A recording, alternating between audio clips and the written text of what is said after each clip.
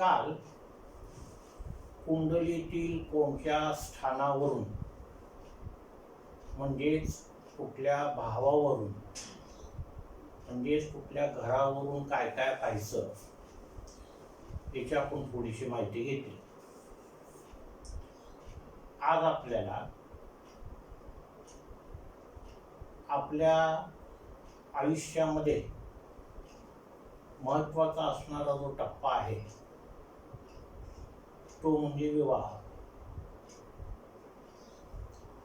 विवाह हा जेवढा महत्त्वाचा टप्पा तितकाच किंवा त्यापेक्षा जास्त वैवाहिक जीवन हा त्याहीपेक्षा महत्त्वाचा टप्पा आहे. नुसता विवाह झाला म्हणजे तो भाग संपला असं नाही, तर तिथून आपलं नवीन आयुष्य चालू होतं आणि त्याला आपण वैवाहिक जीवन म्हणतो. म्हणून आपल्याला आज विवाह आणि वैवाहिक जीवन याविषयीची थोडीशी माहिती घ्यायची. ही माहिती सगळी एका वेळेला एका टप्प्यात पूर्ण होणारी नाही, तरी परंतु काही महत्त्वाची विधानं आपल्याला यामध्ये करायची. ही विधानं करत असताना जन्मलग्न कुंडली, राशी कुंडली, नवमोश कुंडली आणि पत्रिकेमध्ये असणारा मंगळ याचा उल्लेख ओघाने येणार आहे. पैकी नवमोश कुंडली हा जो प्रकार आहे संपूर्ण भारतवर्षामध्ये विशेष करून दक्षिण भारतामध्ये जन्मलग्न कुंडलीच्या शेजारी नवमोश कुंडली मांडल्याशिवाय फलित पाहिलं जात नाही किंवा त्या फलिताला निश्चयात्मक स्वरूप देता येत नाही. आता या विचार परंपरेला थोडंसं छेद देणारं आपला एक तर्क आहे. तो म्हणजे नवमोश कुंडलीमध्ये फार अचूक समजलं जातं हे म्हणणं हे कारणाशिवाय त्या नवमोश कुंडलीला महत्त्व देण्यासारखं आहे. मुळात नवमोश कुंडली म्हणजे काय? एका राशीचे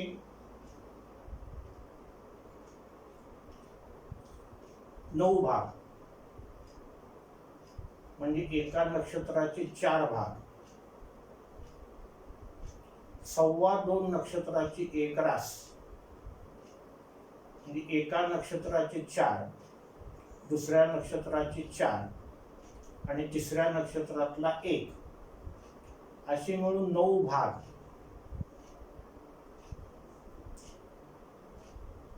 ते केल्यानंतर आणि आपल्या समोर असणारा ग्रह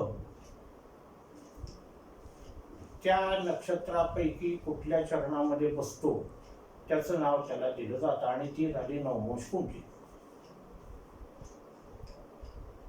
म्हणजे पुन्हा एकदा काय सांगायचं आहे की 1 ते 9 भाग वाढले एका राशीचे म्हणजे नवमोश कुंडली झाली आणि त्यात प्रत्येक ग्रहाचे अंश त्या त्या राशीच्या कुठल्या नक्षत्र चरणामध्ये बसतात तिथं असणारी जी नक्षत्र चरणाची जी रास आहे त्या राशीमध्ये टाकली की ती झाली नवमोश कुंडली. आता इथे एरर असा होतो धरून चाला मेष लग्न आहे. मेष लग्नाचे म्हणजे मेष राशीचे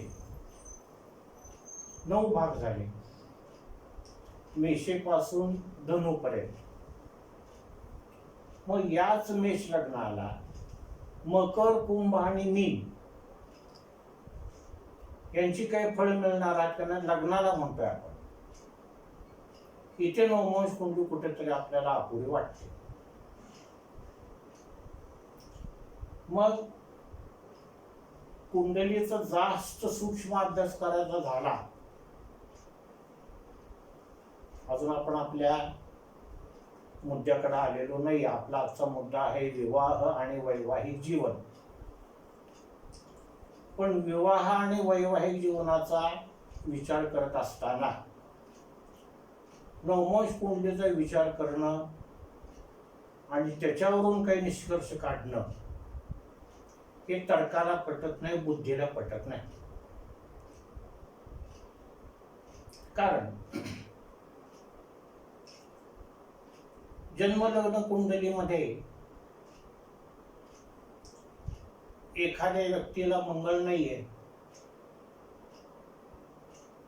आणि नवमांश कुंडलीमध्ये तू येऊ शकतो. या उलट जन्मलग्न कुंडलीमध्ये एखाद्या व्यक्तीला मंगळ आहे, नवमांश कुंडलीमध्ये तो येत नाही काही वेळेला. मग मंगळ आहे का नाही असा बुद्धीला भ्रम निर्माण होतो. अजून सुद्धा आपल्याला पुढे खूप विचार करत असताना नवमांश कुंडलीला फारसं महत्व का द्यायचं नाही ह्याची आपण चर्चा करणार आहोत. एक जात सगळ्या फलज्योतिषांच्या मताविरुद्धच आपलं मत आहे. विरुद्धचं म्हणण्यापेक्षा त्या मताला पुष्टी न देणार आपलं मत आहे, हा नंतर चर्चेचा विषय आहे. अगदी करेक्टच जर आपल्याला भविष्य पाहायचं असेल फलज्योतिष, तर अंशाचा विचार करू. राशीचा विचार केला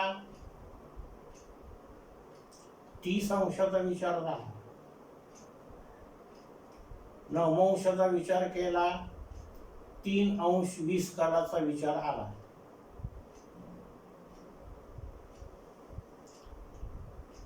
पुढे जाऊन अजून 12 अंश वगैरे विचार केला तर त्यानुसार चाळणी होत जाते. करेक्ट जर पाहायचं असेल तर 6ष्ठांश कुंडली अतिशय महत्वाची. त्यामध्ये काय केलंय, अर्ध्या अंशाचा विचार केलाय. म्हणजे एका राशीचे 60 भाग पाडले 30 अंशाचे, 30 दुणे 60, आणि त्यावरून केलेलं कन्क्लुजन जास्त अचूक ठरत आहे. पण एवढा सूक्ष्म अभ्यास करणं हे कोणाला शक्य आहे की ज्याला केवळ आणि केवळ फलज्योतिषाचा अभ्यास करायचा आहे, छंद आहे, त्यामध्ये काही संशोधन करायचं आहे, त्याला शक्य आहे. 50-100 रुपये घेऊन 100-500 रुपये घेऊन आपल्याला फलज्योतिष सांगायचं असेल तर त्या माणसाला 6ष्ठांश कुंडली काढायची आणि त्याच्यावरून पुन्हा फळ सांगत बसायचं हे अवघड आहे. नंतर राशी कुंडली पूर्णपणे चंद्रावर अवलंबून आहे. जन्माच्या वेळेला पूर्व क्षितिजाकडे जे रास आहे उदित, ते झाले जन्मलग्न, आणि ज्या राशीमध्ये चंद्र आहे ती झाली जन्मरास. तो चंद्र इथं लग्नी धरून, म्हणजे आपण इथं 5 आकडा काढलाय, समजा 8 आकड्यामध्ये वृश्चिकेत चंद्र आहे, तर इथून 8, 9, 10, 11 असं इथं 8 आकड्यात चंद्र टाकून आपल्याला बाकीची ग्रह मांडायला लागतील. ती झाली चंद्रकुंडली किंवा राशी कुंडली. आणि विवाह जमवताना प्रत्येक जण पालक येतो, मुलाचा वडील असेल, मुलीचा वडील असेल, भाऊ असेल, कोणी असेल, आई असेल, त्यावेळी ज्योतिषी काय करतात, फलज्योतिषी आमच्यासारखे केवळ 2 मुद्द्याचा विचार करतात. एक म्हणजे चंद्रावरून निघालेलं ते नक्षत्र, त्या नक्षत्रावर असणारे गण, नाडी, योनी, बस. आणि मग देवगण, मनुष्यगण, राक्षसगण ह्याचे विभागणी करून किती गुण मिळाले, नाडीची विभागणी आद्य मध्य अंत्य किती गुण मिळाले वगैरे, असं मिळून 36 गुणापैकी किती गुण आहेत, 18 पेक्षा जास्त आहेत, लग्न जमतंय. बाकी त्यावेळेला दुसऱ्या ग्रहांचा विचार केला जात नाही. आणि दुसरा एक मुद्दा म्हणजे मंगळाचा. 2 पैकी एखाद्या व्यक्तीला मंगळ आहे, दुसऱ्या व्यक्तीला मंगळ नाही, पत्रिका जमत नाही. मग भले ते वर वधूच्या मनात किती का असना किंवा पालकांच्या मनात किती का असना, बहिणीची मुलगी, भावाची मुलगा आहे, आमच्या ठरते, आपल्यातले बाहेर कुठं ओळखायला जायचं, अहो सगळं खरं, पण आम्ही काय म्हणतो, पत्रिका जमत नाही. पत्रिका जमत नाही म्हणजे काय होतंय, एक नाडी, ती एक नाडीला परिहार नवमो स्वामी प्रमाणे काय निघाला तर ठीक आहे, नाही तर आम्ही म्हणतो ह्याला परिहार नाही, एक नाडी दोष जात नाही. मंगळ आहे एकाला, एकाला नाही. खूप दोन्ही पार्ट्यांच्या मनात असतं, पण ज्योतिषानं इथं नाही म्हणून सांगितले की कुठंतरी पाल चुकते. व्यवहारातले एक उदाहरण आहे. आपला आजचा विषय आपल्याला फार थोडक्यात संपवायचा असं आपण म्हणतोय, पण हा विषय मला वाटत नाही आज संपल म्हणून. हा जो उद्याचा दिवस सुद्धा त्यात जाईल. दुसरा भाग मंगळाचा विचार करतोय आपण. मंगळ आहे नाही, ह्याला काही शांती आहे का? शांती कोणाला आहे? नक्षत्र दोष, तिथी दोष, करण, आवडे जावडे, यमघंट, दग्ध, मृत्यूयोग, 3 मुलीवर मुलगा, 3 मुलावर मुलगी, ह्याला शांती आहे. पण 2 पैकी एका व्यक्तीला मंगळ आहे आणि एका व्यक्तीला मंगळ नाही, म्हणून ज्या व्यक्तीला मंगळ आहे त्या मंगळाची शांती करून आम्ही लग्न करू का? काहीतरी करून त्यांना आपल्याकडून वधवून घ्यायचं असतं. हा भाग खूप वेगळा. पत्रिका पाहणाऱ्याचा भाग आहे, जे पाहतच नाही खूप आनंद आहे. आणि बऱ्याच वेळेला पत्रिका न पाहता केलेली लग्न आयुष्यात खूप यशस्वी ठरलेली आहे. पत्रिका न पाहता किंवा पत्रिका पाहून सुद्धा केलेली लग्न अयशस्वी ठरलेली आहेत. प्रेमविवाहासारखं बरेच प्रेमविवाह यशस्वी आहेत, बरेच प्रेमविवाह अयशस्वी आहेत. म्हणून केवळ चंद्र नक्षत्राचा विचार करून आणि मंगळाचा विचार करून विवाह जमतो किंवा नाही याचा निष्कर्ष काढणं चुकीचं आहे. प्रत्येकाचा लग्नेश कसा आहे, प्रत्येकाचा सप्तमेश कसा आहे, पुढे जाऊन कोणी व्यसनी होणार आहे का, सुप्तांगानं कोणी दुर्गुणी आहे का, आपल्याला माहित नाही, परंतु त्याला काही व्यंग्य आहे का, हे जसं संपूर्ण पत्रिका पाहिल्यानंतर लक्षात येतं, तसं केवळ चंद्र आणि मंगळ पाहून आपण निष्कर्ष काढू नये. केवळ चंद्र आणि मंगळ पाहून जर आपण निष्कर्ष काढाल, आपण विषय कोणता आपला विवाह आणि वैवाहिक जीवन, तर तो विवाह ठरवताना ज्या बाबी येत आहेत, पत्रिका जमती किंवा नाही, ह्याच्यावरच आपला विषय आजची चर्चा आहे. केवळ चंद्र नक्षत्र पाहून करायचं म्हटलं तर एक रास भिन्न नक्षत्र 36 गुण, भिन्न रास एक नक्षत्र 36 गुण, एक नक्षत्र भिन्न चरण 36 गुण. मग समजा एखाद्या व्यक्तीची मकर रास आहे आणि दुसऱ्या व्यक्तीची मकर रास आहे, दुसरं वेगळं नक्षत्र आहे,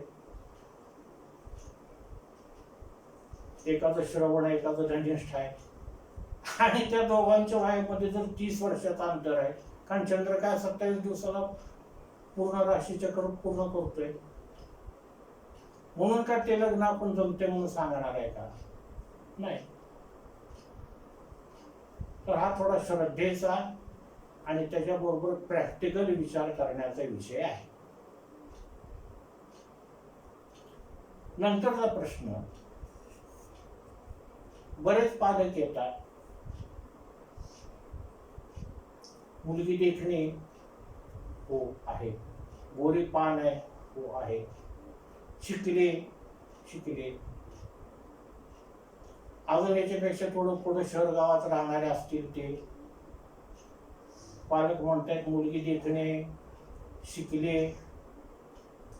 अहो काय सांगायचं काका, मुलगी नोकरी पण करते, तिला महिन्याला 15,000 20,000 25,000 पगार आहे,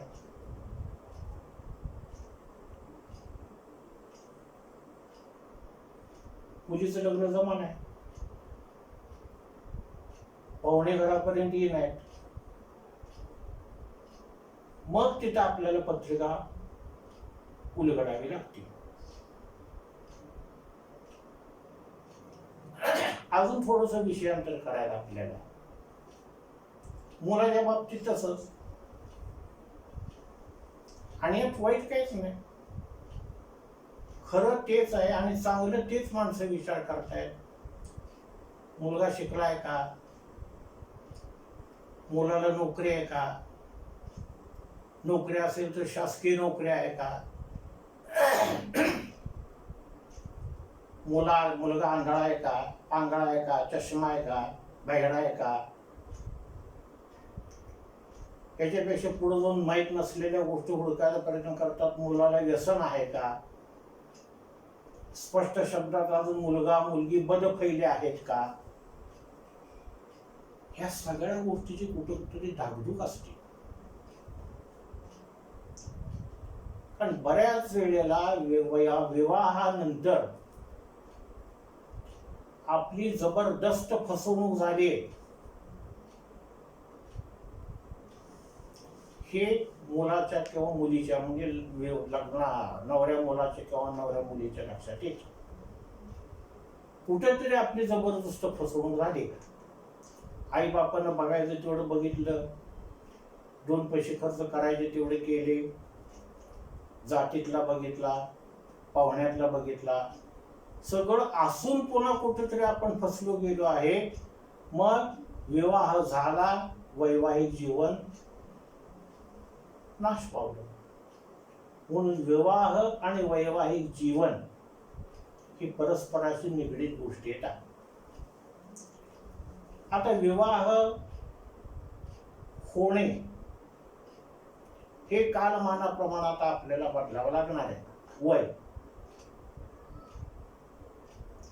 अगदी जुन्या काळामध्ये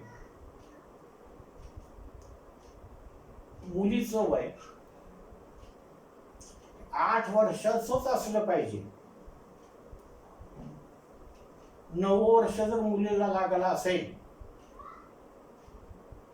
10वं वर्ष जर लागला असेल तर ती घोड नवरी असायची. खूप खूप चांगली मालिका टीव्हीवर याच्या आधी येऊन गेली, उंच माझा चौका. त्यावेळी आपण पाहिले ते कोण रमाबाई रानडे येतात, त्यांचं वय किती, त्यांच्या नवऱ्याचं वय किती. आज अजून सुद्धा ग्रामीण भागामध्ये आम्ही पाहतो, आम्ही ग्रामीण भागात राहतो, मुलीला पदर आला की दुसरे दिवशी आईबाप गल्ली गल्लीला फिरायला गेले. मुलगी लग्नाला झाली, लग्न करायचंय. अरे मग ती मुलगी 13 वर्षाची का 14 वर्षाची, 16 वर्षाची झाली म्हणजे आईला आणि बापाला झोप लागत नाही. आणि जरी मुलगी 18 वर्षाच्या आधी लग्न करायचं असं कायदा असेल तरी देखील बऱ्याच वेळेला 16-17व्या वर्षी 18 वर्ष पूर्ण व्हायच्या आधी आज लग्न केली जातात. ही समाजाची मानसिकता आहे. कायद्यानं सगळं सुधारता येते असं नाही. आपण स्वतः सुधारायला पाहिजे, हे व्याख्यान नव्हे. दुसरी गोष्ट,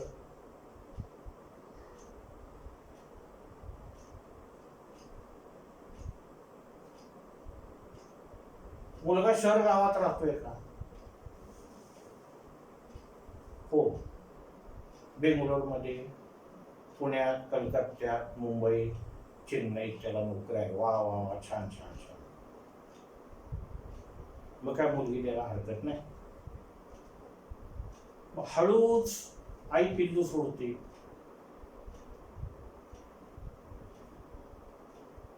मुलगा भाड्याच्या फ्लॅटमध्ये राहतो का स्वतःचा फ्लॅट आहे? तिथे कोण गोडमार खाते, पेन खाते? आपण त्याच्यापेक्षा पुढची गोष्ट, मुलाला आई बाप आहेत का? हा काळाचा बदल आहे. आई बाप असतील तर बापाला किंवा आईला पेन्शन आहे का?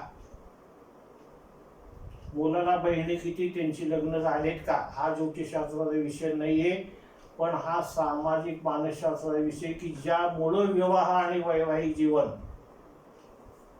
लांबणीवर पडते, त्या गोष्टी सांगतो. साधी विचार करायसारखी गोष्ट आहे. मुलगा मुलगी लग्नाला केव्हा येतात? मुलगी 20-21 वर्षाची झाली, मुलगा 26-27 वर्षाचा झाला आजच्या काळात. ह्याच्या आधीच्या गोष्टी वेगळ्या, ते आपल्याला उघडून काढायचं कारण आता त्या गोष्टी होणारच नाहीत. पाळण्याला बाशिंग आता बांधलंच जात नाही. 8-9 वर्षाच्या मुलीचं लग्न आता होतच नाही. मग 25-26 वर्षाच्या मुलानं शिक्षण पूर्ण करून स्वतःच्या मालकीचा फ्लॅट 60-70 लाखाचा घ्यायचा, ही जी मुलीच्या आईची बापाच्या अपेक्षा आहे ती कितपत योग्य आहे? त्यामुळे विवाह लांबणीवर पडतो. मला पुन्हा मूळ मुद्द्याकडे यायचे, त्यासाठी तुम्हाला एक दुसरी पत्रिका पण मी आज दाखवणार आहे. केवळ असल्या फालतू विचारामुळं काही काही मुली आज 34-34 वर्षाच्या झाल्यात, टिल दे आर अनमॅरिड, अजून कुमारिका आहेत.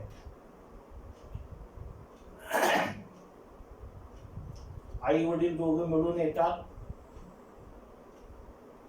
काका काका असा मुलगा आहे,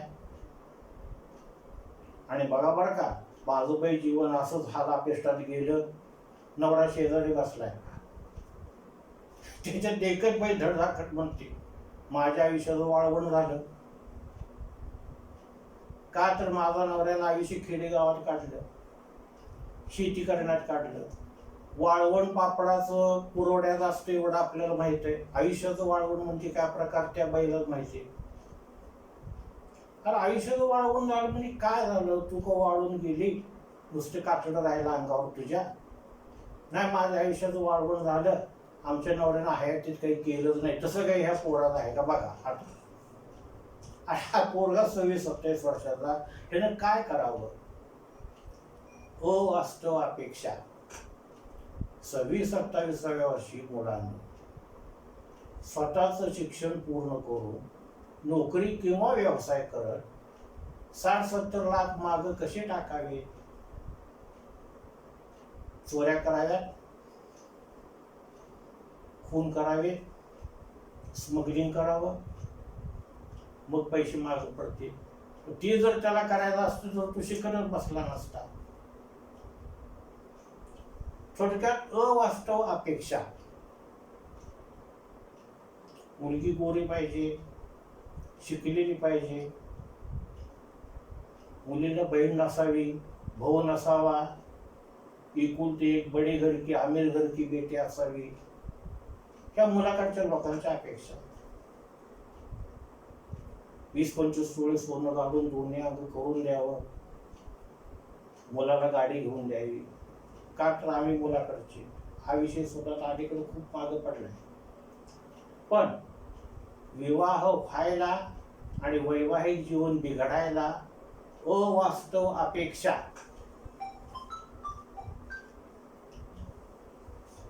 ह्या कारणीभूत ठरतात. अवास्तव अपेक्षा. No come to our point. कुंडलीमध्ये कोणताही प्रश्न पाहत असताना त्या प्रश्नाशी निगडीत असणारा भाव, त्या भावाचा स्वामी आणि त्या घटनेचं फलाचं कारकत्व एवढं आपल्याला पाहावं लागतं. भावात भावपतेश्च कारकवशात फल युजे. तिन्ही बाजूने विचार करायचा. आता लग्नाच्या बाबतीत विचार करताना काल आपण पाहिले की ह्याला सप्तम स्थान पाहायचं. It is the first point. सप्तम स्थान. सप्तम स्थान पाहायचं म्हणजे नुसतं सप्तम स्थान पण उपयोग नाही. कोणी कोणी म्हणतील कोर आहे. असू शकतो कोर, त्यात कुठलाही ग्रह नसू शकतो. फॉर एक्झाम्पल एखाद्याचं सिंह लग्न आहे, सप्तम स्थानात पडला 11 कुंभेत त्यावेळी कुठलाच ग्रह नसेल, म्हणून काही लग्न होणार नाही अशातला भाग नाही. मग हे सप्तम स्थान कसं आहे हे पहिल्यांदा नीट बघावं लागतं. सप्तम स्थानामध्ये कोणता ग्रह आहे, इथे सप्तम स्थानाच्या समोर कोणता ग्रह आहे, इथे आपण गडबड करायची, जरा नीट समजावून घेऊया. या सप्तम विवाहाच्या बाबतीत पाहतोय आपण अजून वैवाहिक जीवन पाहिलेलं नाही. विवाह केव्हा होईल? सप्तम स्थान, सप्तम स्थानाच्या समोर असलेलं तनुस्थान, या दोन्ही गोष्टी आपल्याला पाहाव्या लागतात.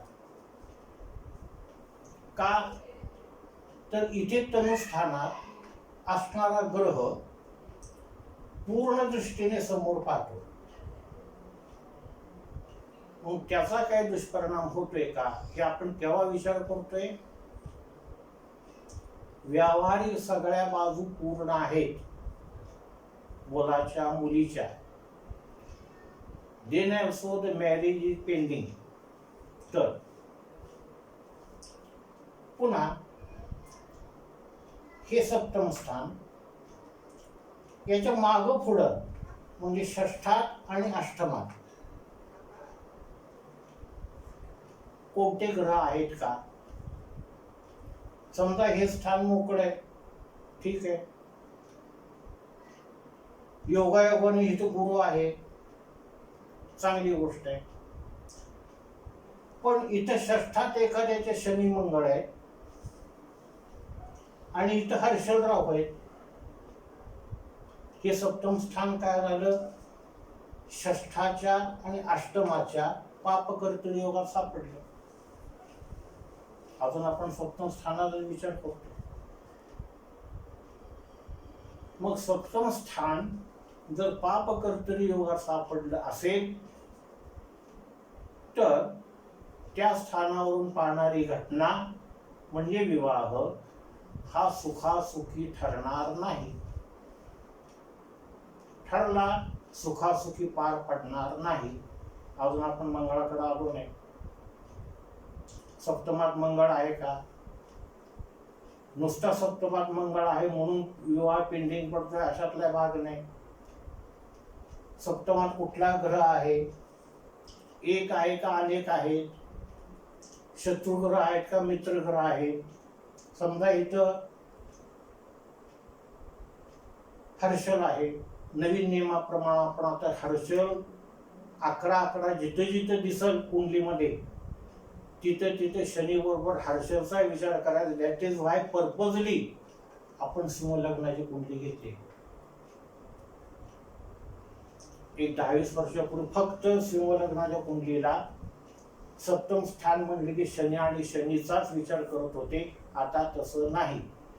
शनी बरोबर हर्षलचा विचार करायला, कारण हर्षल कुंभेचा स्वामी आपण मान्यता त्याला जागतिक फल ज्योतिषाने दिले, विचार करूनच दिले. मग अशा व्यक्तीच्या बाबतीत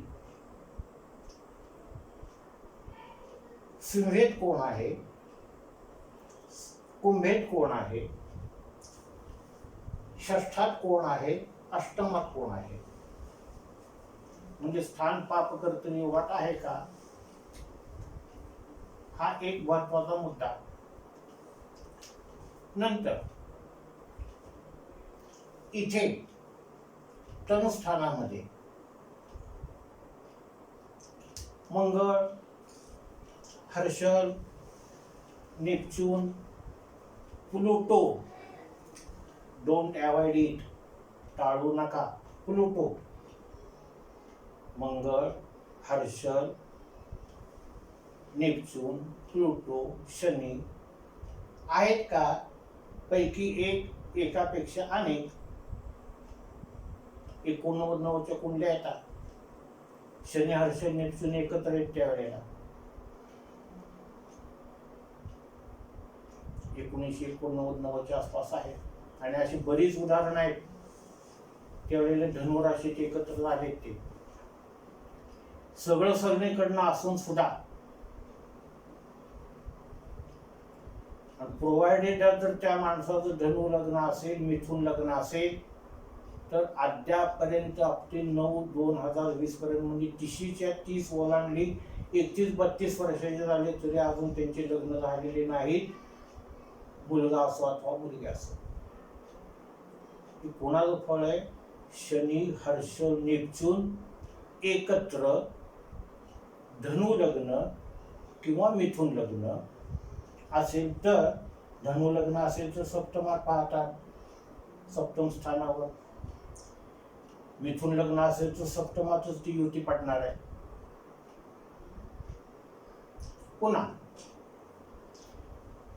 हे काही नाहीये, पुढे गेले 95, 96, 97 कुंडल्या असतील काही. पण त्यावेळेला पंचमात कुठला ग्रह आहे हे पाहावं. पंचमात जर शनी असेल, त्याची तिसरी दृष्टी पडली सप्तम स्थानावर.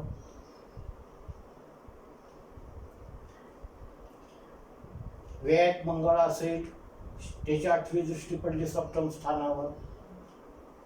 आणि एकाच वेळेला जर अशी परिस्थिती असेल,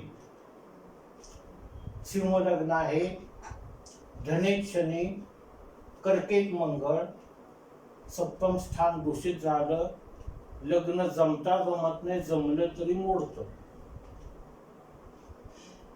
का? सप्तम स्थान शनीची दृष्टी पडली, मंगळाच्या 8वी दृष्टी पडली. योगावर अजून जर कुठं षष्ठात, अष्टमात दुसरा ग्रह असेल तर अजून त्याच्यापेक्षा विचित्र. मग भले सगळीकडनं पूर्तता होऊन सुद्धा केवळ अशा ग्रहयोगामुळं लग्न लांबत जातं. पहिला पॉइंट आपण कोणता पाहिला? अवास्तव अपेक्षा त्या माणसाच्या हातात येतात. माझे एक मित्र आहेत, राजकारणात आहेत. त्यांची मुलगी लग्नाची, मित्र राजकारणात आहे, म्हणून त्यांची इच्छा आहे की मुलगा मंत्री असावा. आणि आता आमदार व्हायचं मुळात अवघड. 288 महाराष्ट्रामध्ये होणार फक्त.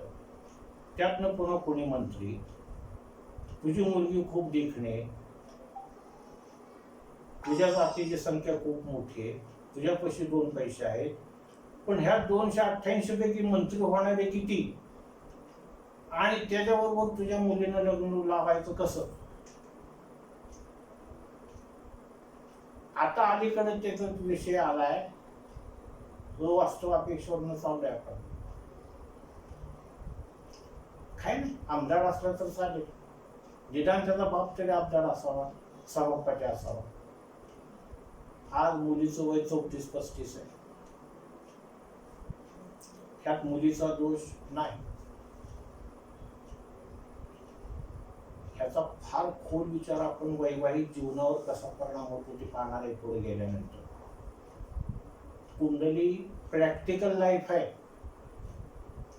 मनाला धक्का देणाऱ्या घटना काही काही घडतात आयुष्यामध्ये आपली, इतक्या जबरदस्त धक्का बसतो की आपण त्याचा विचारही केलेला नसतो. कुठला घटक स्वतःची आई, स्वतःचा बाप, स्वतःचा भाऊ, बहीण, कुणीही आपल्या वैवाहिक जीवनाची माती व्हायला कारणीभूत ठरतो. आपल्याकडे तशी अनेक उदाहरणं आहेत. तो भागच वेगळा आहे. आपण ग्रहांची माहिती घेत असताना पाहिले कुठला ग्रह कसा परिणाम करतो ते. अष्टमात जर गुरुचंद्र असतील, गुरु असेल तर विवाहोत्तर काळात आईशी खटके उडतात. दूषित दोघे असतील तर हा भाग नंतरचा आहे. आईशी खटके उडले, वैवाहिक जीवन बिघडलं, तो नंतर पोवा आपण. अष्टमात रवी असेल, विवाहानंतर बापाची खटके उडतात. मग मनाचं बायकोनं शिकवलेलं नसतं. आज आई बाप आमच्याकडे येऊन जातात, मुलगा सून असं वागताय. 2 दिवसांनी मुलगा सून येतात, आई बाप असं वागताय, आम्हाला घराबाहेर काढायचं चाललंय. हे वैवाहिक जीवनामध्ये जाते. आता या सप्तम स्थानाचा विचार केल्यानंतर सप्तमेश प्रत्येक व्यक्तीप्रमाणे सप्तमेश बदलत जातो. मेष लग्नापासून मीन लग्नापर्यंत वेगवेगळा सप्तमेश पडतो. हे आता तुम्हाला आपल्याला सगळ्यांना माहीत झालं.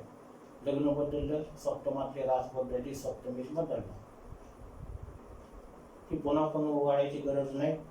मेष लग्नाला सप्तमेश शुक्र, वृषभ लग्नाला मंगळ, मिथुन लग्नाला गुरु, कर्क लग्नाला शनी, सिंह लग्नाला शनी आणि हर्षल, कन्या लग्नाला गुरु आणि नेपच्यून, तूळ लग्नाला मेष मंगळ, वृश्चिक लग्नाला पुन्हा शुक्र, धनु लग्नाला बुध, मकर लग्नाला चंद्र, कुंभ लग्नाला रवी आणि मीन लग्नाला बुध. हे सप्तमेश होतात लग्नावर अवलंबून.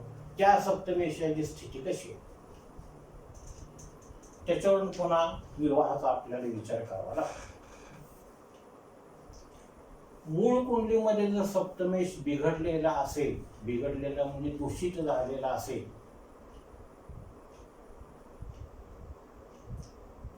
पापग्रहांच्या बरोबर दूषित झाला, पापग्रहांच्या प्रतियोगात दूषित झाला,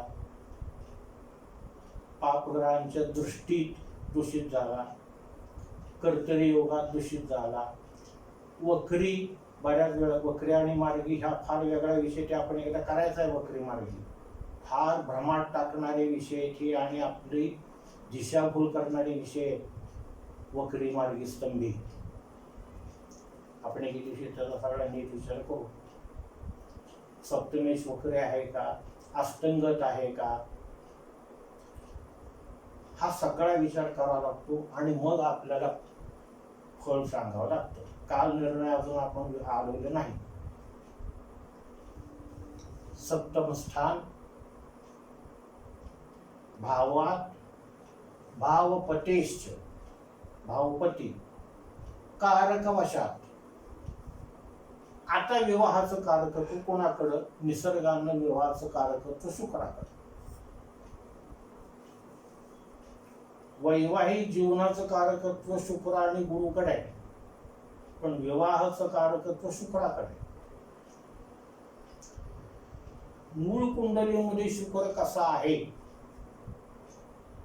याच्यावर त्या व्यक्तीचा विवाह केव्हा होईल, कशा पद्धतीने होईल हे सांगता येत. मूळ कुंडलीमध्ये तो शुक्र कसा आहे त्याची आपण आता चर्चा केली. वक्री मार्गी स्तंभी अष्टंगत, पापग्रहाने युक्त किंवा दृष्ट, पाप कर्तरी योगात क्रूर ग्रहाबरोबर. शुक्र जर मूळ कुंडलीमध्ये चांगला नसेल तर सप्तम स्थान चांगला असून उपयोग नाही, सप्तमेश चांगला असून उपयोग नाही, कारण सप्तमेश बदलणार आहे कुंडलीनुसार. शुक्र बलवान पाहिजे. विवाह वेळेवर होण्यासाठी म्हणून आता विवाहाची वेळ अलीकडं ह्या धडपडीच्या यंत्रयुगामध्ये मुळातच विवाहाचं वय हे योगायोगानं मुलीचं 25च्या पुढं आणि मुलाचं 30च्या आसपास चाललंय. ज्या वयामध्ये मुलं बाळ व्हायची क्वचित प्रसंगी त्याच्या आधीच्या काळात नातू होत होतो ते त्या काळात आता लग्न व्हायला लागले. आपल्याला त्यावर कॉमेंट्स करायचे नाही. जे चाललंय ते माणसानं स्वतःच्या सोयीसाठी निवडलंय. Human being is not wrong. त्याची स्वतःची सोय त्याच्यामध्ये. आणि शुक्र जर दूषित असेल, हिंदीमध्ये जर तो कमजोर असेल तर विवाह लवकर होत नाही आणि नंतर वैवाहिक जीवनाला अर्थ राहत नाही. भृगोवीर्य प्रदायकः.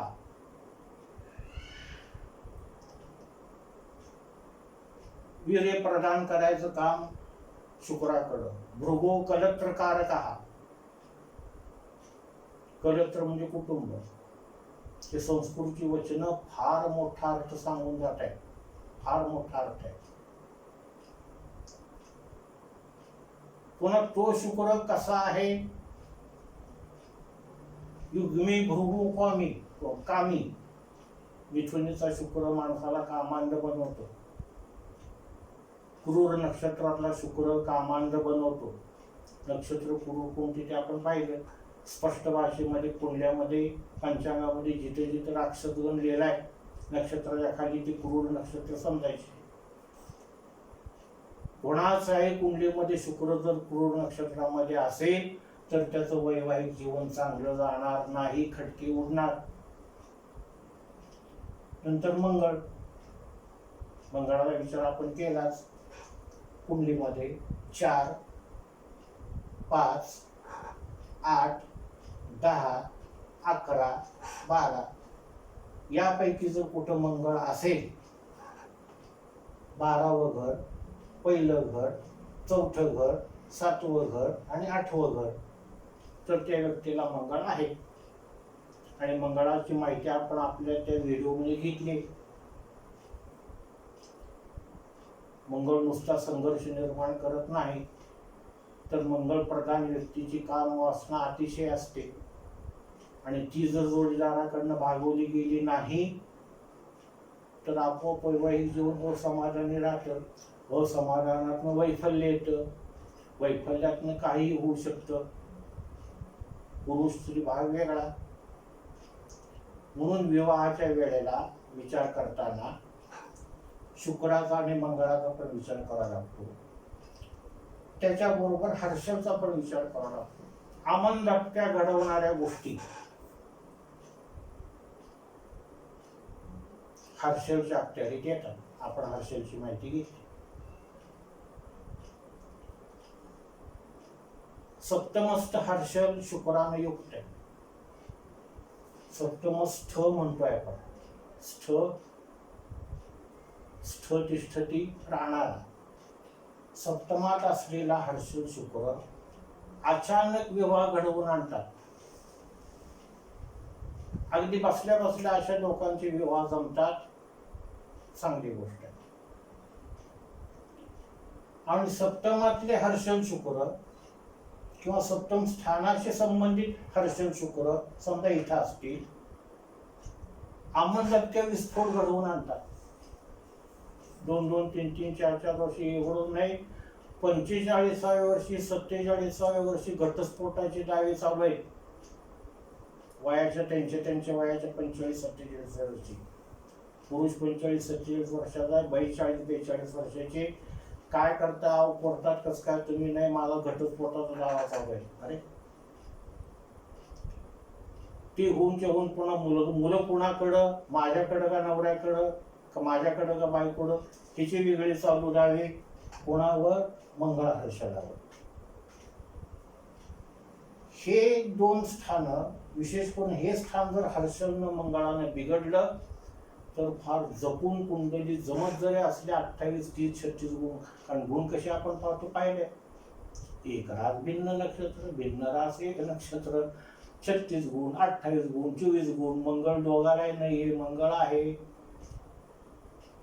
पण इतकं वजन वाटलं ह्या शुक्रामुळे हर्षलमुळे होत. आता आपल्याला यायचं थोडस चंद्राकडे. आम्ही दोघं तिघं मित्र आहे.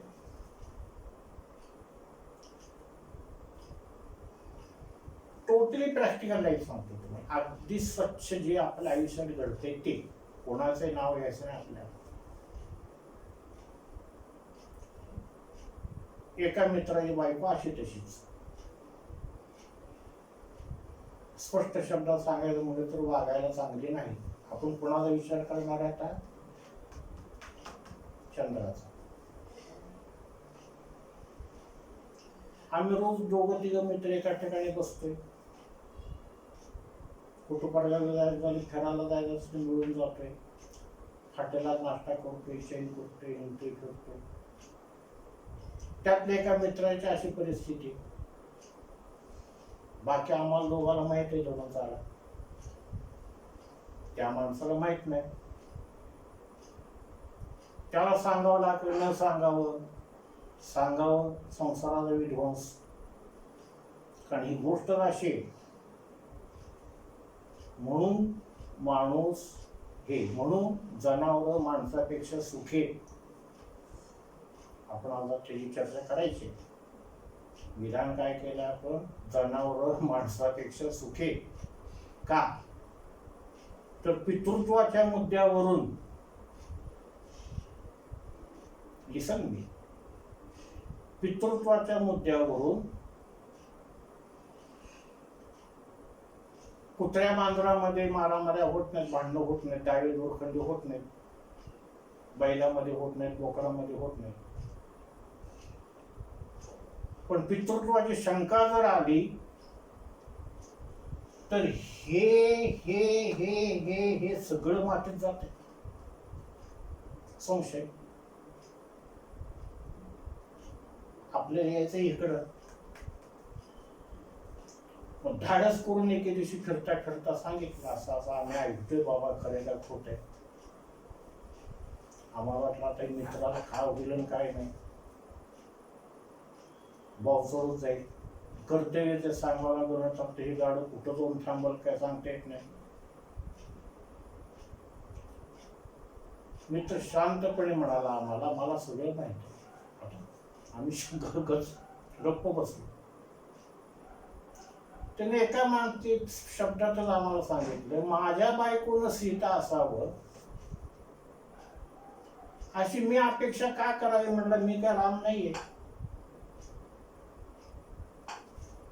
इथे या. इतका स्वच्छ आणि शांत विचार करणारा माणूस आम्ही जमिनीच्या वर ताडताड ओढायला बोललो.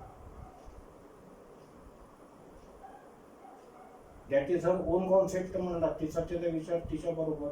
मी काय करतो तर आता मुलांकडे पाहून, माझ्या मुलींकडे पाहून, मुली लग्नाला कोण शांत आहे म्हणला. तुम्ही सांगितलंय, मला माहित होतं, तुमचा आभार आहे, तुम्ही काय बोबाटा करू नका. म्हणजे चंद्र जर चांगला असेल तर वैवाहिक जीवन अतिशय चांगलं जातं. तंटे बकेडे निर्माण होत नाहीत. माणूस कमालीचा म्हणजे कमालीचा शोषित बनतो, समजूतदार बनतो. आणि गुरु त्याला त्याच्याबरोबर साथीदार असला पाहिजे. गुरुचंद्रावर नवपंचम गुरुचंद्राची युती म्हणजे लग्न केव्हा होईल हा एक विषय असतो.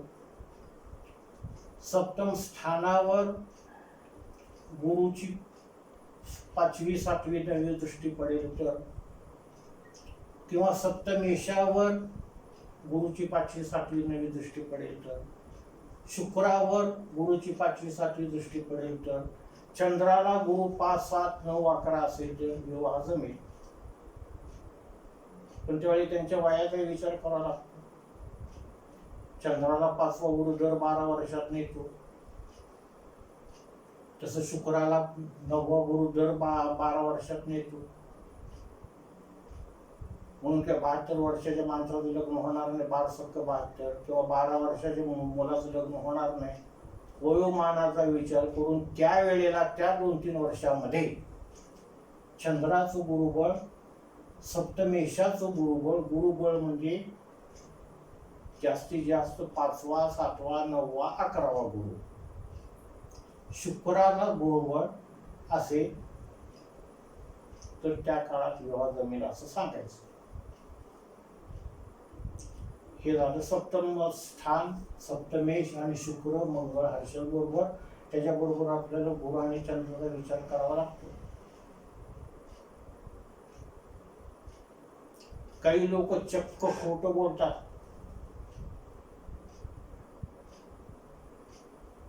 आई म्हणणारे बाप म्हणणारा येतो, अहो ही माझ्या मुलाची कुंडली, लग्नच करायचं नाही म्हणतो. आम्ही कुंडली बघतो. शुक्र कृत्तिका नक्षत्र, मंगळ समोर ज्येष्ठा नक्षत्र, शुक्र एखाद्याला मूळ नक्षत्र,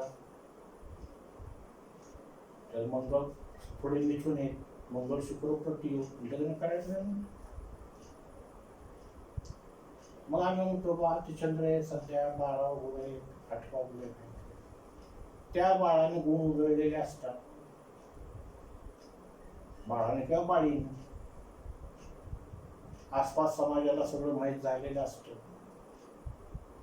मग त्या बाळीला स्थळ येत नाहीत, त्या बाळाला स्थळ येत नाही, आणि आई बाप काय म्हणतात, मुलगा किंवा मुलगी लग्न करायला नको म्हणते. हे खोटं बोलतायत हे सुद्धा आपल्याला ओळखता आलं पाहिजे. काही लोक आहेत इनबॉर्न विरक्त आहेत, थोडे लोक आहेत, ते इथून तुम्हाला कोणती दाखवणार आहे. आता बायको कशी मिळेल किंवा नवरा कसा मिळेल, अगदी थोडक्यात सिंह लग्न आपण उदाहरण धरलंय.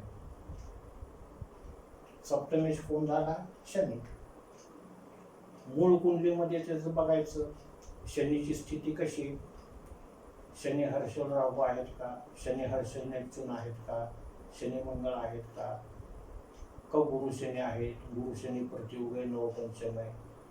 ते जर चांगलं असेल, बाबा वैवाहिक जीवन तुझं चांगलं आहे. आता स्थान परतूया आपण. शुक्राचा, मंगळाचा, हर्षलाचा विचार केल्यानंतर स्थान परतू तुरटक पडतो. सप्तमेश तनुस्थानात आजूबाजूच्या व्यक्तीमध्ये त्याचा व्यवहार ठरेल, माहितीच्या व्यक्तीशी ठरेल. जी गोष्ट ज्या बाबीचा भावेश लग्नात, त्या गोष्टी कंट्रोलमध्ये राहतात. एखाद्याचा दशमेश लग्नात आहे, वडील त्याच्या ऐकण्यात असतो, तो वडिलाच्या ऐकण्यात नसतो. लाभेश लग्नात आहे, मित्र येतात, ऐकतात. सप्तमेश तनुस्थानात आहे, स्वतःच्या नियंत्रणाखाली राहणारी पती किंवा पत्नी मिळेल. वयाच्या मानाने योग्य वयामध्ये विवाह होईल. सगळ्यात बेकार काम जर असेल कुठलं, सगळ्यात बेकार सप्तमेश धनस्थानात. खात्रीपूर्वक सांगायचं, इन रायटिंग लिहून द्या त्याला किंवा तिला, विजोड व्यक्तीशी विवाह होणार. 1 3.5 फुटी, 1 7 फुटी, एक रंगानं कोळसा, एक रंगानं सोनं, एक आरामचूर 7वी 8वी पास नापास, एक वेल एज्युकेटेड. विजोड व्यक्ती महत्वाचं. शक्यतोवर जुन्या नात्यात, शक्यतोवर म्हणतात. आणि फार वाईट फळ आहे सप्तमेश धनात की त्याच्या बायकोचा किंवा नवऱ्याचा शेवट चांगला होत नाही.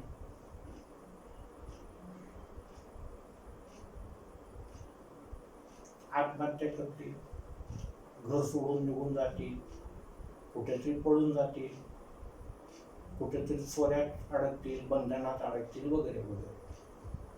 पण सप्तमेश धनात का, तर तो त्याच्या अष्टमात पडला, चांगली फळं देणार नाही.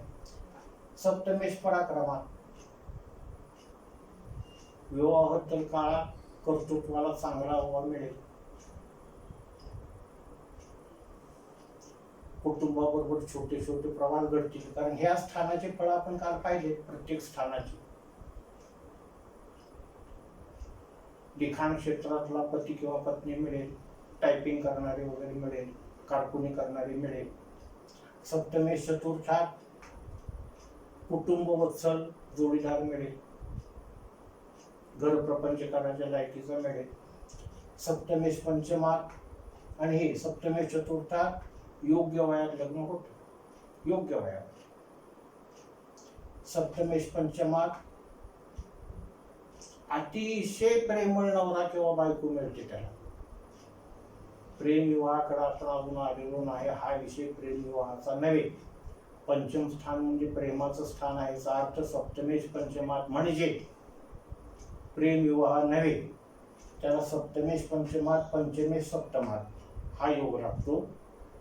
शिवाय हा बिघडलेला लागतो, हा विचित्र फळ देणारा लागतो. हर्ष then and then there is love marriage. Intercaste marriage वेगळा विषय. सप्तमेश पंचमात अतिशय प्रेमळ पती किंवा पत्नी मिळते, कुटुंबाची काळजी घेणारी मिळते, मुलाबाळावर प्रेम करणारी मिळते.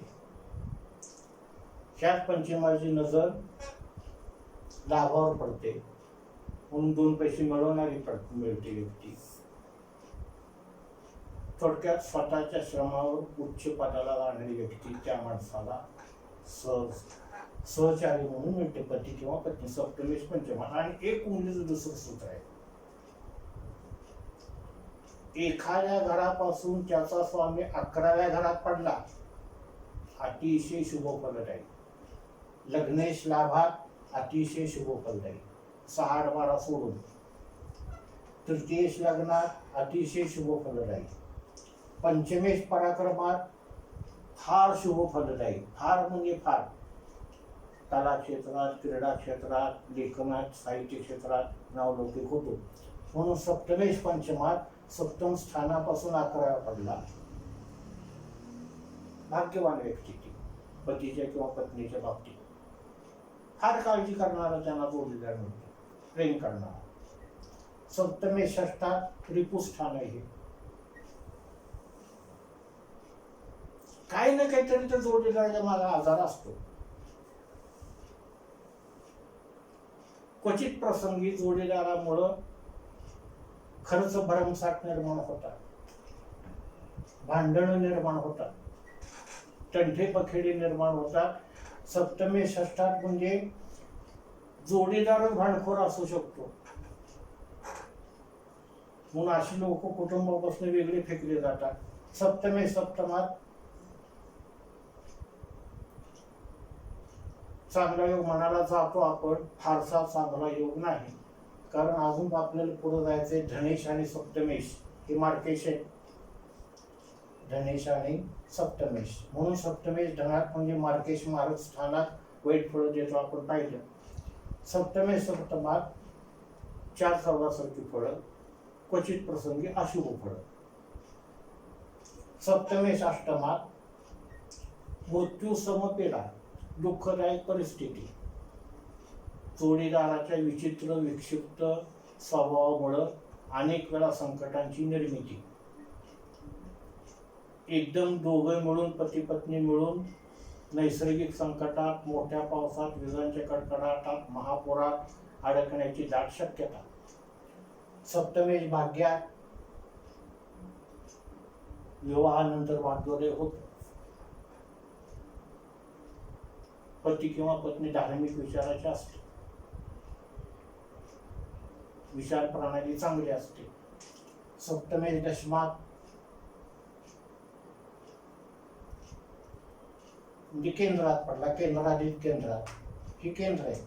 1 4 7 10 सप्तमेश केंद्रात पडला दशमात, जसा चतुर्थात चांगली फळत तसे दशमात पण चांगली फळत. त्याचं एक वैशिष्ट्य आहे, सप्तमेश दशमात असेल तर पती आणि पत्नी एकाच क्षेत्रात काम करतात. दोघे मास्टर आहेत, दोघे पोस्टात आहेत, किंवा दोघं मिळून किराणा दुकान चालवत आहेत, दोघे मिळून कापड दुकान चालवत आहेत. सप्तमेश दशमात. सप्तमेश लाभात सगळीकडनं चांगली, मानसिक सौख्य चांगलं. सप्तमेश व्ययात कर्जबाजारीपणा करायचं लक्षात.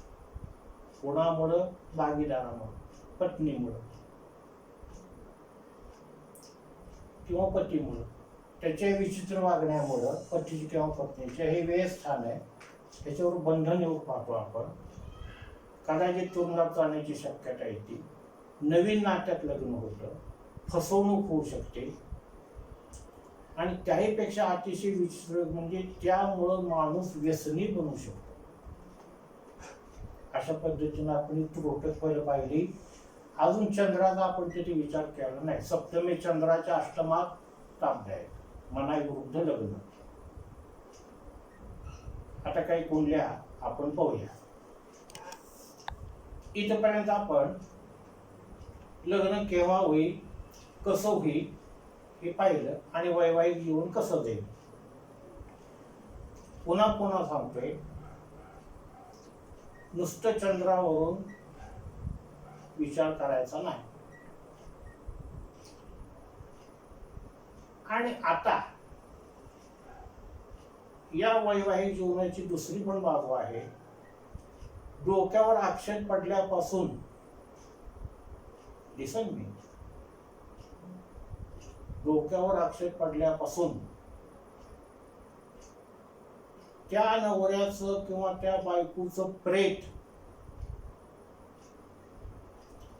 घराबाहेर जाईपर्यंत त्यांच्यात कधीही तंटा बखेडा राहिला नाही. अशा पण जोड्या आपण पाहिल्यात समाजामध्ये, पाहतो. लग्न झालं, 1-2 वर्षानं मुलं झाली.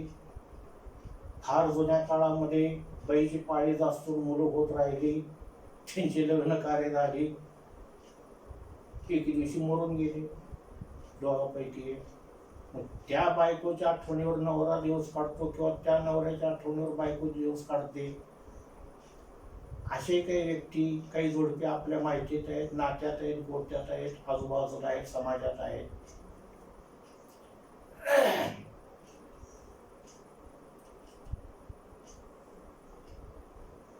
काही वेळेला घटस्फोट होत आहेत. घटस्फोट का होतात? कारण 3: शुक्र, मंगळ, हर्षल, चंद्र. दिसन मी आगे तुम्हाला पुन्हा केले, मी बऱ्याच कुंडल्या तुमच्या समोर ठेवणार आहे, घटस्फोट झालेल्या, होऊ पाडणाऱ्या. मंगळ हे शुक्र, मंगळ, हर्षल आणि चंद्र. आणि याचं पाठबळ नसेल तर गुरुचं. आता घटस्फोटाचा एक वेगळा प्रकार सांगतो तुम्हाला, आमच्या नात्यात घडला.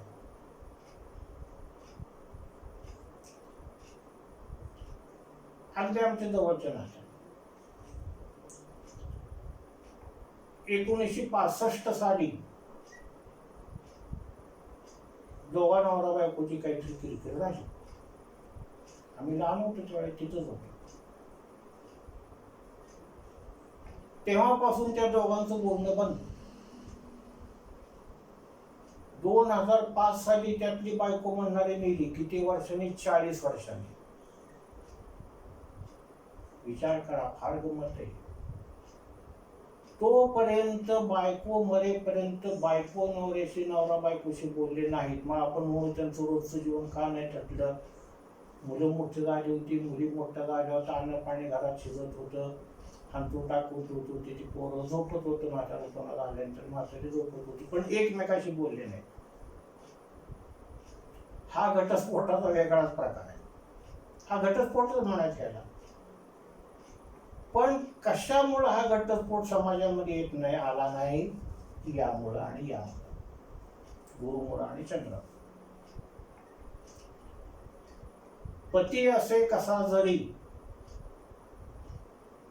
तरी तोच मानावा हरी. एक वचन आहे, भारतीय संस्कृती असं सांगते. पाश्चात्य लोक आश्चर्य करतात, तुमच्या लग्नाला 50 वर्ष झाली? हसतेत ते. एक तर ते स्वतःला वेड समजतात, नाहीतर आपल्याला वेड समजतात.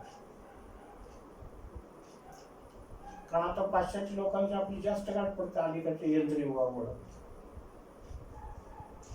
पती असे कसा जरी, तरी तोच मानावा हरी. ही जी संकल्पना भारतीय संस्कृतीमध्ये रुजली, त्यामुळे घटस्फोटाचं प्रमाण फार फार कमी होतं आपल्याकडं. पण आता याच्या स्वैराचाराला मोकळीक मिळाल्यामुळं ते प्रमाण वाढत गेलंय. काही वेळेला फसवणुकीमुळे कोण होते आपण नंतर याच्यामध्ये बघू. आणि एक विषय मोठा राहिला, बऱ्याच लोकांना विषय असतो, बायको किंवा नवरा गोरा मिळेल का काळा, किंवा गोरी मिळेल का काळी. त्याचं उत्तर फटकन आपल्याला कोणती पाहिजे की देता येते.